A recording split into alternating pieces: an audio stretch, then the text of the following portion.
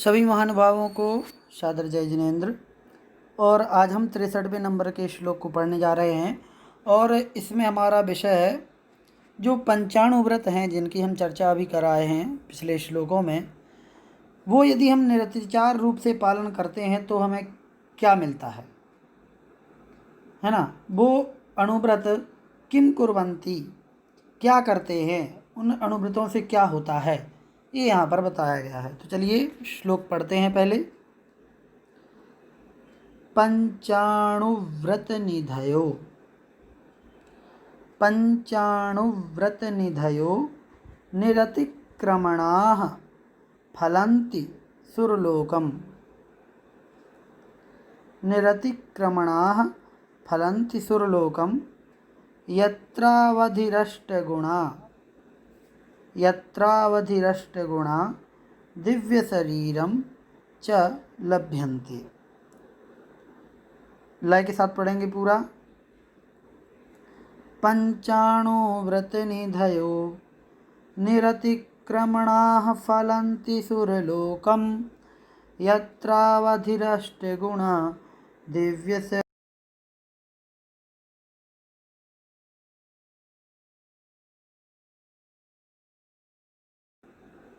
पंचाणुव्रत निधयो,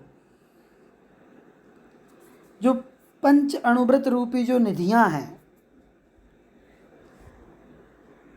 कैसी निधियां? निरतिक्रमणाः, अतिक्रमण रहित अर्थात अतिचार से रहित जो पंचाणुव्रत पालन रूप जो निधियां हैं, खजाना है, वो सुरलोकम फलंती, सुरलोक को फलती हैं। अर्थात जब वो फल देती हैं तो सुरलोक का फल देती हैं, अर्थात देवलोक का, स्वर्ग का। कहने का मतलब ये है कि पंचाणु व्रत को पालन करने से स्वर्ग की प्राप्ति होती है, देवायु का बंध होता है, देवलोक में सुख से निवास करने का अवसर प्राप्त होता है। और क्या होता है? जहाँ पर यत्रावधिरष्ट गुणा, यहाँ पर लिखा है यत्र और अवधि अष्टगुणा, अवधि, ये रा है, रा का विसर्ग हो जाएगा और आ निकलेगा रा में से तो अष्टगुणा हो जाएगा। यत्र मतलब जहाँ पर, अवधि अर्थात अवधि ज्ञान, और अष्टगुणा और 8 गुण, 8 गुण जो 8 विशिष्ट गुण होते हैं, ईशित्व वशित्व प्राकम्य आदि जो 8 गुण हैं, वो अणिमा महिमा लघिमा आदि, तो ये 8 गुण और दिव्य शरीरम च लभ्यन्ते, और दिव्य शरीर को प्राप्त करते।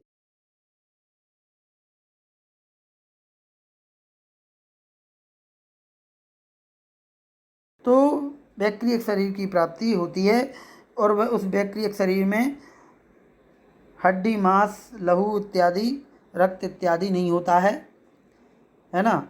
तो इस प्रकार के उस शरीर को प्राप्त करते हैं, 8 गुणों को प्राप्त करते हैं, अवधि ज्ञान को प्राप्त करते हैं, तो ये प्राप्ति होती है। इसको टीका में और अच्छे से देखते हैं, थोड़ा सा काफ़ी अच्छे से समझाया गया है, कुछ विशेष बातें हैं उनको भी देखेंगे।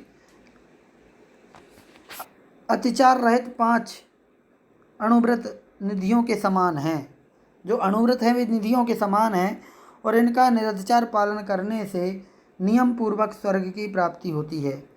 और उस स्वर्ग की जहाँ की भाव प्रत्यय नाम का अवधि ज्ञान नियम से प्राप्त होता है। अवधि ज्ञान देवों में नियम से प्राप्त होता है, जन्म से ही, अलग से उसे प्राप्त करने की आवश्यकता नहीं होती है। वो भाव प्रत्यय अवधि ज्ञान कहलाता है, क्योंकि वो देव आयु का जो भाव है, उस भाव में जन्म लेने से ही प्राप्त होता है, इसलिए उसमें भाव ही कारण है। प्रत्यय मतलब कारण, जिस अवधि ज्ञान में भव कारण बन जाए वो भव प्रत्यय अवधि ज्ञान है। तो देवायु में जो है, जो देवायु में जन्म लेने के लिए जाता है, तो उसका जो भाव है वह अवधि ज्ञान में कारण बनता है। तो अवधि ज्ञान वहाँ पर जन्म से ही प्राप्त होता है। इसके अलावा अणिमा, महिमा, गरिमा, लघिमा प्राप्ति, प्राकम्य, ईशित्व, वशित्व, ये जो 8 रिद्धियाँ हैं जिन्हें 8 गुण कहा है वो भी प्राप्त होते हैं। इसके अलावा धातु उपधातु से रहित परम सुंदर वैक्रियक शरीर प्राप्त होता है। हमारे शरीर में जो औदारिक शरीर होता है हमारा, इसमें धातुएं उपधातु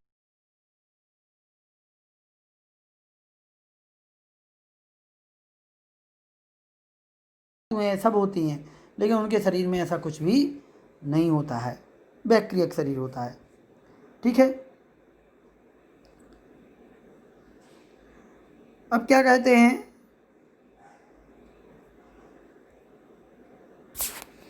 अणुव्रत धारण करने वाले जीव बद्धायुष्क और अबद्धायुष्क की अपेक्षा 2 प्रकार के होते हैं। बद्धायुष्क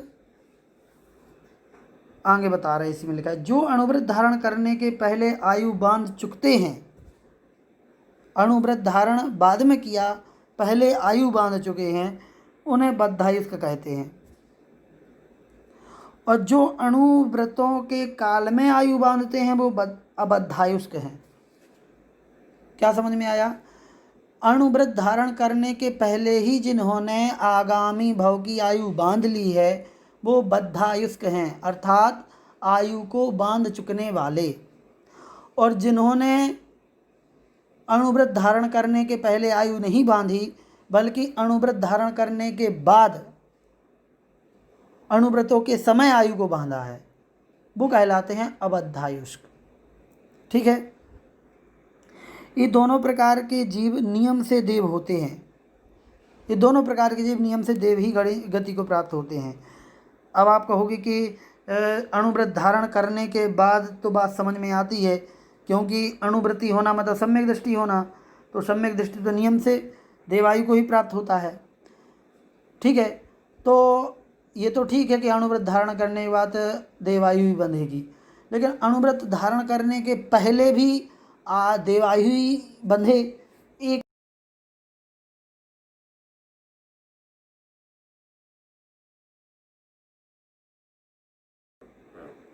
कि देवायु को छोड़कर यदि किसी अन्य आयु का बंध हो जाए यदि किसी जीव को, तो वह उस पर्याय में अणुव्रत या महाव्रत धारण नहीं कर सकता। क्या कह रहे हैं?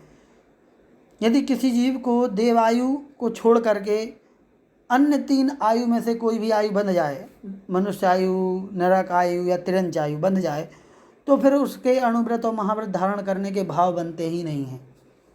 वो कभी अणुव्रत धारण या महाव्रत धारण नहीं कर सकता। तो इसका मतलब क्या हुआ कि जिसने अणुव्रत और महाव्रत धारण किया है वो नियम से देवायु को ही बांध करके यदि बंधी है उसकी, तो देवायु ही बंधी होगी, अन्यथा बंधी नहीं होगी। 2 कारण हो सकते हैं, या तो देव आयु बांधे होगा तो फिर देवायु ही बांधे होगा तभी वह अणुव्रत या महाव्रत धारण करेगा, या फिर उसने आयु बांधी ही नहीं होगी। तो फिर दोनों ही कंडीशन में देवायु ही बंधना है। यदि अणुव्रत धारण किए हैं तो पहले भी उसकी देवायु ही बंधी होगी और अणुव्रत धारण करने के बाद भी देवायु ही बंधना है। सीधा सा मतलब ये हुआ कि अणुव्रति नियम से कहाँ जाता है? अणुव्रति नियम से देवायु ही देवायु को बांधता है और देवायु में देवगति में ही जन्म लेता है। ये यहाँ कहने का तात्पर्य हो गया। अणुव्रत के काल में यदि आयु बंध होता है तो नियम से देवायु का बंध होता है। देवायु में भी वैमानिक देवायु का ही बंध होता है। हाँ, दूसरी बात, जब यदि वह आयु बांधता है तो देवायु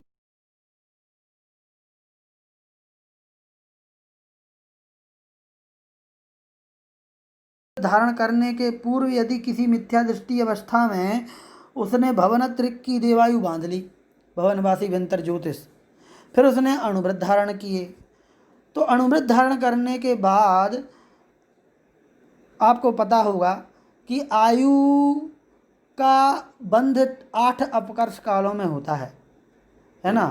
तो पहले यदि उसकी देवायु का बंध हो गया है भवनत्रिक में, तो आगे जाकर के वह भवनत्रिक का जो देवायु है वह अणुव्रत धारण करने के बाद भवनत्रिक की आयु वैमानिक आयु में परिवर्तित हो जाती है, वो वैमानिक देवायु का कहलाने लगेगा, वो अपने आप चेंज हो जाएगी। ये नियम है। तो इसका मतलब है अणुव्रत का धारी जीव 16वें स्वर्ग तक ही उत्पन्न होते हैं। एक और बात ध्यान रखने की है कि अणुव्रती जो है वो 16 स्वर्गों तक ही जा सकता है, उसके ऊपर नहीं जा सकता। उसके आगे जो 9 ग्रैवेयक, 9 अनुदिश और 5 अनुत्तर होते हैं, उनमें यदि उत्पन्न होने के लिए निर्गंध मुद्रा का धारण करना आवश्यक है। अर्थात 16वें स्वर्ग के ऊपर 9 ग्रैवेयक, 9 अनुदिश और 5 अनुत्तरों में केवल महाव्रती ही जा सकता है, अणुव्रती नहीं जा सकता। अणुव्रती केवल 16 स्वर्ग तक जाएगा। ठीक है। अब आगे के श्लोक में यहाँ पर ये समाप्त हो गया। इसमें हमने 2-3 बातें समझी। ठीक है, कि जो महाव्रती अणुव्रत धारण करने वाले जीव हैं वो स्वर्गों की सुख भोगते हैं, है ना। यदि महाव्रत धारण कर लिया तो मोक्ष जाने के भी चांस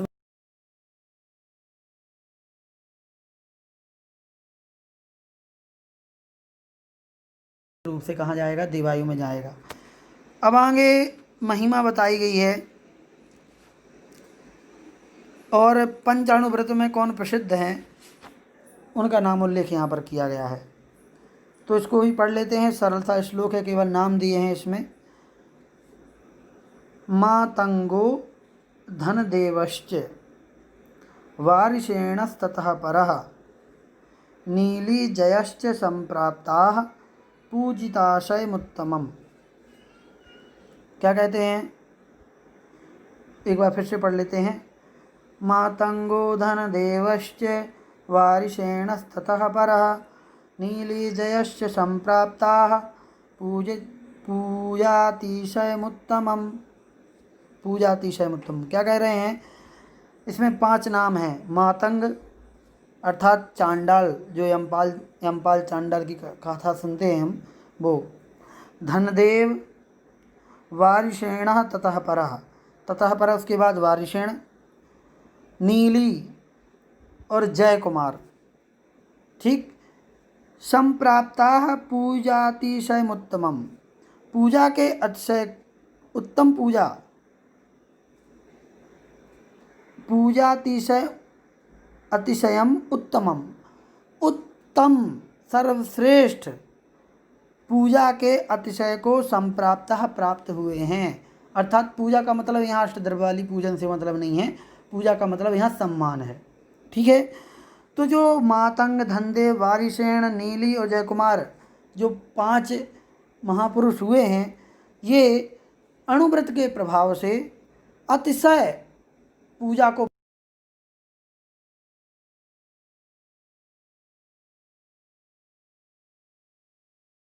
यही इनका सबसे बड़ा सम्मान है कि आचार्यों ने इनका नामोल्लेख अपने ग्रंथों में उदाहरण के रूप में किया। और उदाहरण किसका देता है, कोई जो सर्वश्रेष्ठ होता है वही तो उदाहरण बनता है, नहीं तो बहुत सारे लोग हैं जो पालन कर रहे हैं या कुछ भी।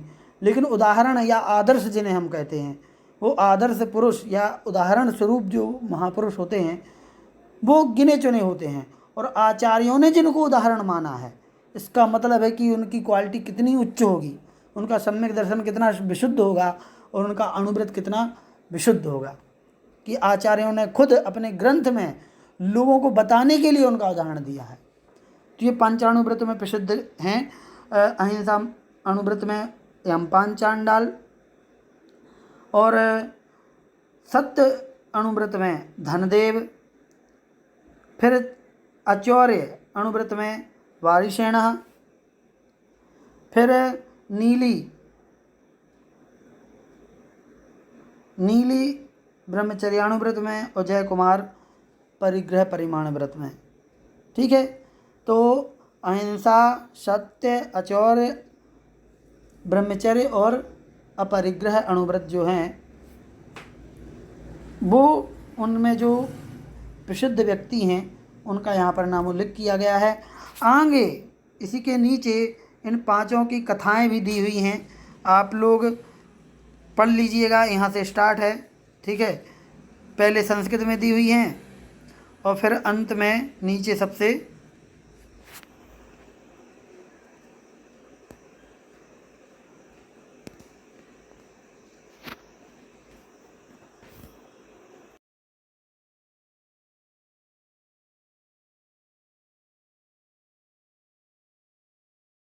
आप इनको पढ़ लीजिए, 2-2 पेज की हैं। अहिंसाणु एम पांचाली कथा, इस प्रकार से, ठीक है। चलिए आप लोग इसको पढ़ लीजिएगा ध्यान से, अच्छे से। कथानक में से भी प्रश्न हम दे सकते हैं आप लोगों के लिए, इसलिए पढ़ना आवश्यक है। चलिए तो आज की कक्षा को यहीं पर समाप्त करते हैं। जय जिनेंद्र।